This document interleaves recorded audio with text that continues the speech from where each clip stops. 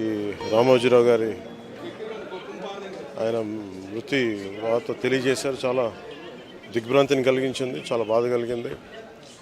ఎందుకంటే నేనేం కోరుకున్నానంటే ప్రమాణ స్వీకారం తర్వాత వచ్చి వారికి కలవాలని అనుకున్నాను. ఆ పాపం ఆయన ఎంత ఇబ్బంది పెట్టారు ప్రభుత్వాలు గత దశాబ్దన్నర కాలంలో. పాపం ఆయన ఎన్ని తట్టుకొని ప్రజలకి చైతన్యం చేసి ఆయన అండగా నిలబడ్డారు. ఒక మహోన్నతమైన వ్యక్తి. ఇప్పుడు ఆంధ్రప్రదేశ్లో కానీ భారతదేశంలో ఎక్కడైనా సరే, ముఖ్యంగా ఆంధ్రప్రదేశ్ తెలంగాణకు సంబంధించి తెలుగు రాష్ట్రాల్లో ఏ జర్నలిస్ట్ ఉన్నా అది ఈనాడు స్కూల్ ఆఫ్ జర్నలిజం నుంచి వచ్చే రూట్స్ దానికి ఉంటాయి. అలాంటి కొన్ని వేలాది మంది జర్నలిస్టులని తెలుగు రాష్ట్రాలకు అందించిన మహానుభావులు. అలాగే తెలుగు చిత్ర పరిశ్రమకు సంబంధించి కూడా ఈరోజు ఇంత ఇన్ఫ్రాస్ట్రక్చర్ ఇక్కడ డెవలప్ చేశారంటే అది హైదరాబాద్లో ఎంత అద్భుతంగా తెలుగు చిత్ర పరిశ్రమ ఉందంటే ఆయన కాంట్రిబ్యూషన్ చెప్పలేను. ఇలాంటి చేస్తున్న వ్యక్తిని ప్రభుత్వాలు గత 15 సంవత్సరాల్లో చాలా ఇబ్బంది పెట్టినాయి. వాటన్నిటినీ తట్టుకొని ఆయన్ని ఇబ్బంది పెట్టిన ప్రభుత్వాలు ఈరోజు లేవు. ఆ విజయం ఆయనకి తెలియజేయాలని అనుకున్నాం, చేసి లోపల దురదృష్టం ఇలా జరిగిపోయింది. వారి కుటుంబానికి, ప్రతి ఒక్కరి కుటుంబ సభ్యులకి, అలాగే ఈనాడు గ్రూప్ ఆఫ్ కంపెనీస్ వారందరికీ కూడా నా జనసేన తరపు నుంచి, నా తరపు నుంచి వారికి నా సంతాపం తెలియజేస్తాను.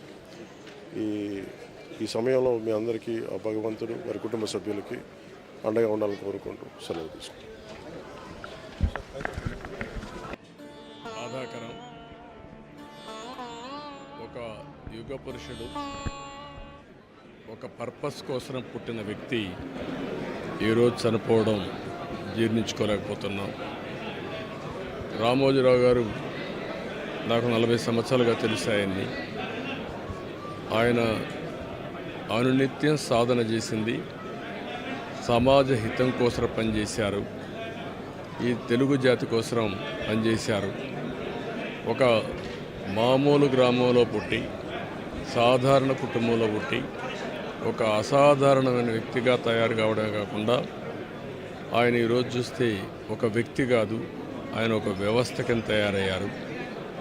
ఆ రోజు ప్రారంభించింది మనం ఒకసారి చూస్తే మార్గదర్శితో ప్రారంభించి, మార్గదర్శి అయిన తర్వాత ఈనాడు ప్రారంభించి, అదే మాదిరిగా ప్రజా చైతన్యాన్ని మనం చూస్తే ఈరోజు రాష్ట్రంలో ఏ ఇంట్లో కూడా నిద్ర లేస్తానే ఈనాడు చదివితే తప్ప బయట వచ్చే పరిస్థితి ఉండదు.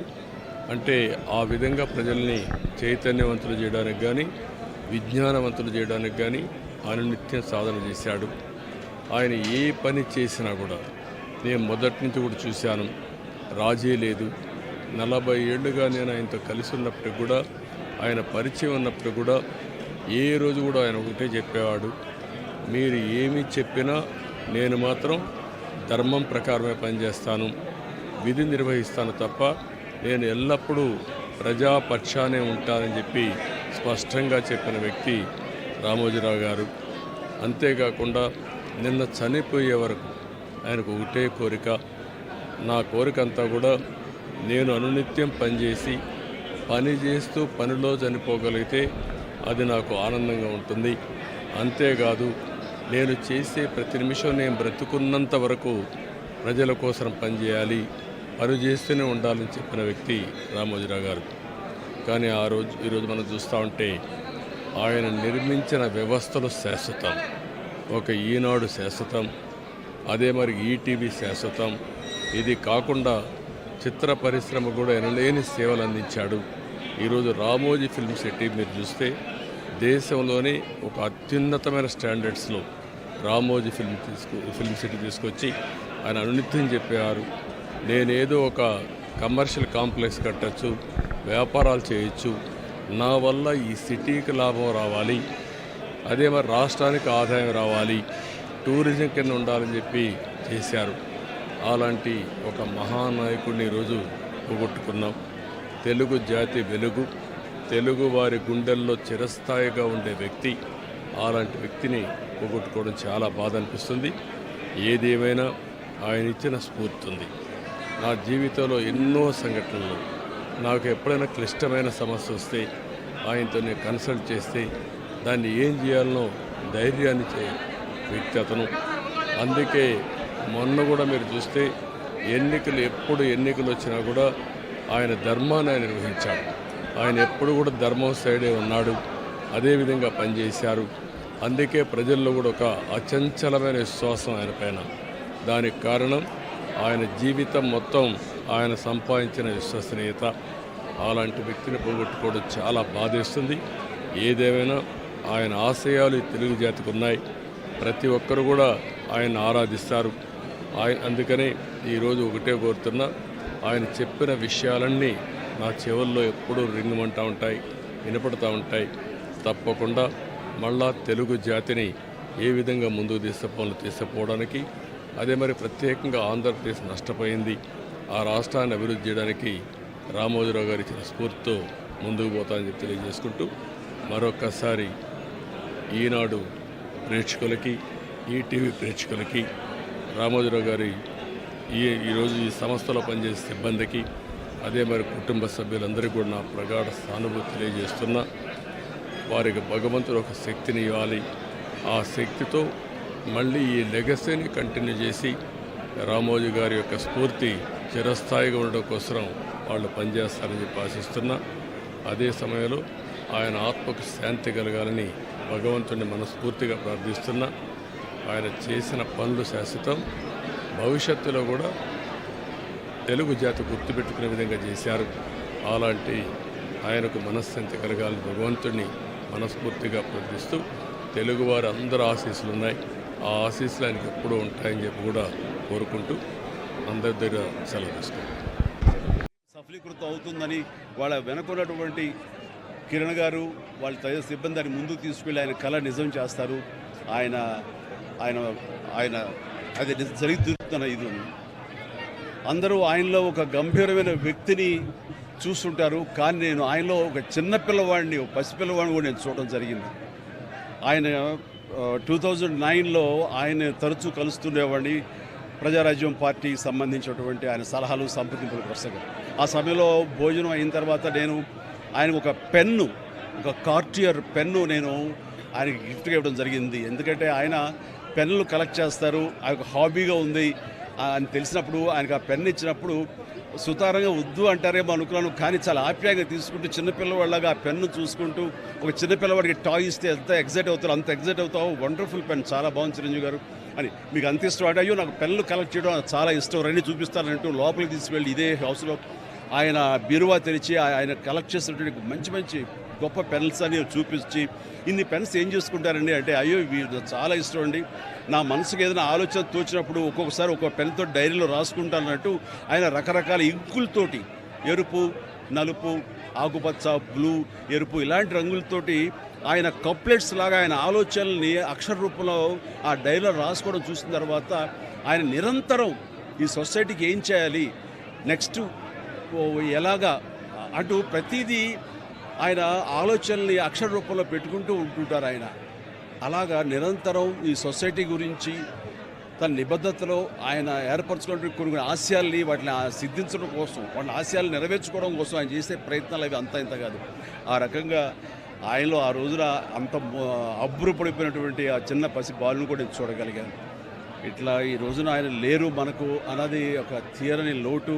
ఇది ఆయనకి, ఆయన కుటుంబానికే కాదు, యావత్ తెలుగు జాతికే ఒక పెద్దని కోల్పోయారు, ఒక గొప్ప వ్యక్తిని కోల్పోయారు, ఒక మహాశక్తిని కోల్పోయాం మనందరం. ఈ సందర్భంగా ఆయన ఎక్కడున్నా సరే ఆ స్వర్గంలో ఉంటారు, మన దరిదాపులోనే ఉంటారు, మన దగ్గరే ఉంటారు, మనకు తోడుగా ఉంటారు. ఆయన ఆత్మకు శాంతి చేకూరాలని వాళ్ళ కుటుంబ సభ్యులకి, వారి సిబ్బందికి, వాళ్ళ అనుయాయులకి, ప్రతి ఒక్కరికి నా యొక్క ప్రగాఢ సానుభూతిని తెలియజేస్తున్నాను. ఒక మనిషి అన్ని రంగాల్లో అన్ని ఇన్స్టిట్యూషన్స్ ఎస్టాబ్లిష్ చేసి, అంటే ఏదో ఒక ఇన్స్టిట్యూషన్ ఎస్టాబ్లిష్ చేయడం కాదు, దాంట్లో ఉన్న విధి విధానాలు కానీ పని విధానాలు కానీ కొత్త ఇన్నోవేషన్స్ తీసుకొచ్చి ఏ రంగంలో అడుగుపెట్టినా దాన్ని శిఖరాలకు తీసుకెళ్ళింది ఒక్క వ్యక్తి అండి. ఆయన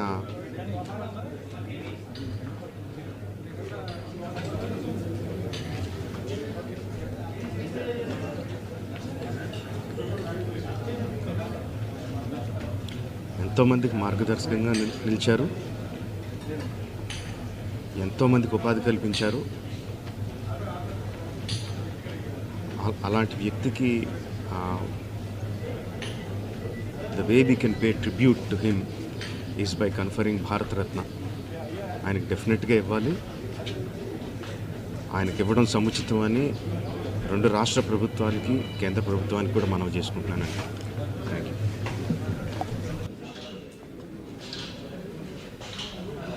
శ్రీవారి ప్రేమలేఖతో ఆయనతో నా అనుబంధం ప్రారంభమైంది. 40 ఏళ్ల సుదీర్ఘ ప్రయాణం, ఎన్నో మధుర స్మృతులు,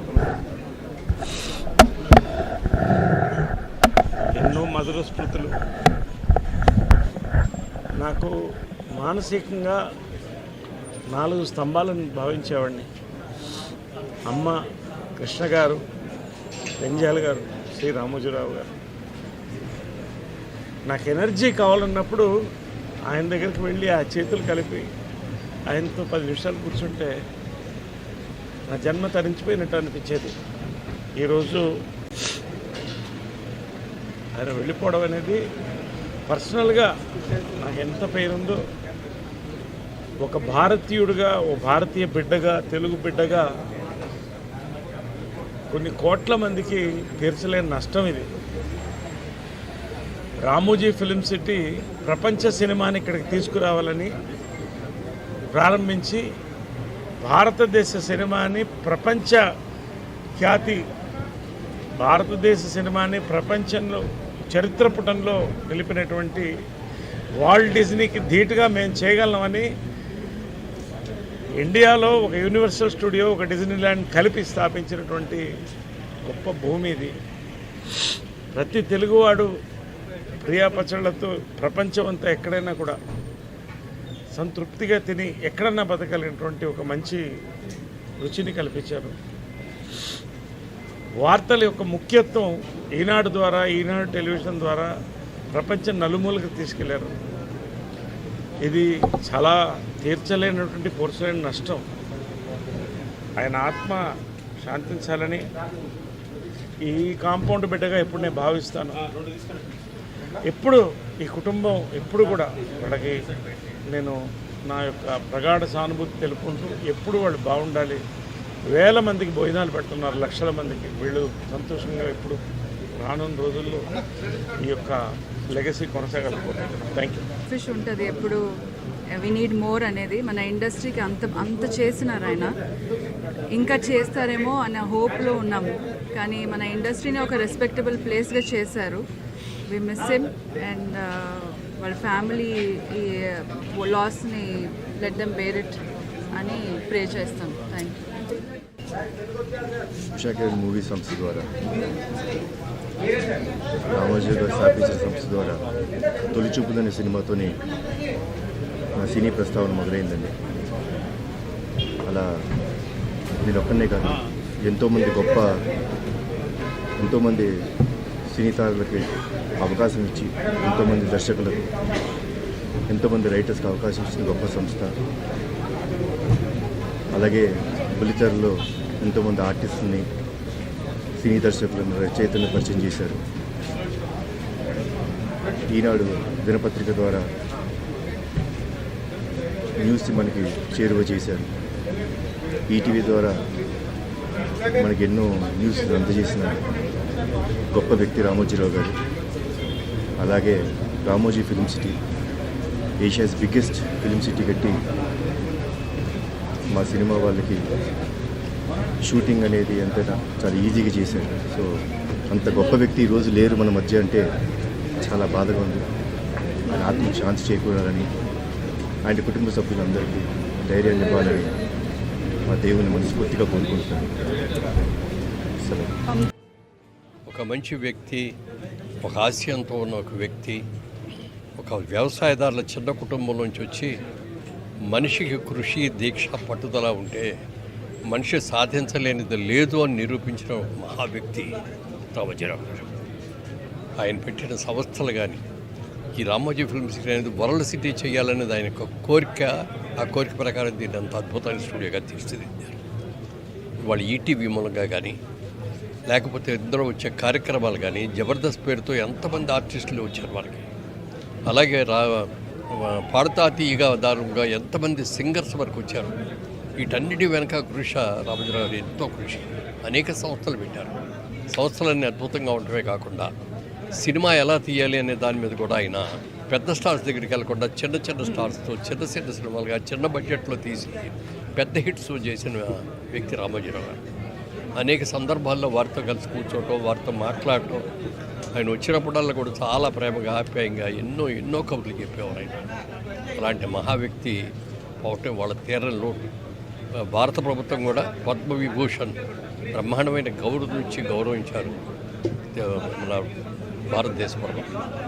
మరి వారి ఆత్మకు శాంతించాలని వారి కుటుంబ సభ్యులకి, అలాగే వారి అభిమానులకి, వారి సంస్థలు పనిచేసే వాళ్ళకి అందరికీ కూడా నా ప్రగాఢమైన సానుభూతిని తెలియజేస్తున్నాను. నమస్తే. రామోజీరావు గారు 1995వ సంవత్సరంలో మొట్టమొదటిసారిగా వారిని చూశాను. అప్పటి వరకు ఈనాడు పేపర్ తప్ప వార్తలంటే ఏమిటో తెలియదు మా ఇంట్లో. ఒక మహాప్రస్థానం. మనిషి అన్నవాడు ఎప్పుడో అప్పుడు, అంటే 100 ఏళ్ల ప్రాయంలో ఎప్పుడో అప్పుడు కన్ను మూయాల్సిందే. కానీ ఆ మనిషి తాలూకు విలువ ఎప్పుడు తెలుస్తుంది అంటే ఎంతమంది వారి కోసం కన్నీరు కార్చారు, ఎంతమంది చూడటానికి వచ్చారు అనేది, వారి విలువ ఏంటనేది తెలుస్తుంది. ఇవాళ నాలాంటి ఎన్నో లక్షల మంది, వేల మంది అభిమానులు వారిని ఆఖరిసారిగా భౌతికంగా, అంటే వారు అక్కడ వారిని చూడడానికి రావడమే చెప్తోంది ఆయన విలువేంటో. ఒక ఎంపైర్ స్థాపించారు, ఎంతోమందికి అన్నం పెట్టారు, ఎంతోమందికి స్ఫూర్తిదాయకంగా నిలిచారు రామోజీరావు గారు. భవిష్యత్ తరాలకు వారు చేసిన పనులు, వారు స్థాపించిన ఈ సంస్థానం ప్రతిదీ ఆదర్శప్రాయంగా నిలుస్తుంది. మాట్లాడుకుంటారు, వేనోళ్ళ పొగుడతారు. ఇలా ఎప్పుడు ఆర్ఎఫ్సికి వస్తానని అనుకోలేదు. 90 ఏళ్ళు ఖచ్చితంగా బతుకుతారు వారు అని వారి కుటుంబ సభ్యులతో సహా నేను కూడా అనుకున్నాను. కానీ దేవుడు ఒకటి రాసిస్తాడు, దాన్ని మనం ఎవరు తప్పించలేము. కాబట్టి వారికి సద్గతి ప్రసాదించాల్సిందిగా భగవంతుడిని మనసారా కోరుకుంటున్నాను. రామోజీరావు గారు లివ్స్ ఫర్ ఎవర్. నమస్కారం. నాకు రామోజీరావు గారికి 42 years అనుబంధం.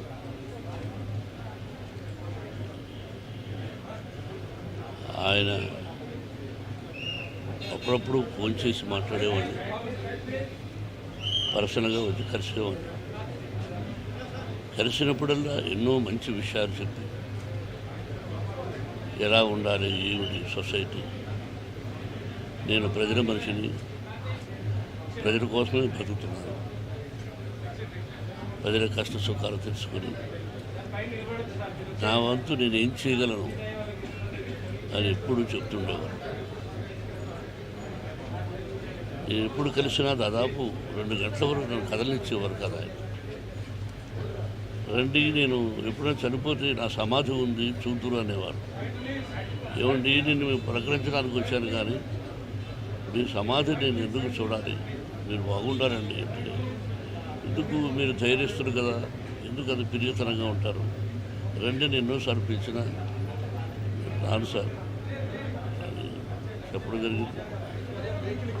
ఆయన లోటు మా కుటుంబానికి కాదు, యావత్ ప్రపంచానికి తీరని లోటు.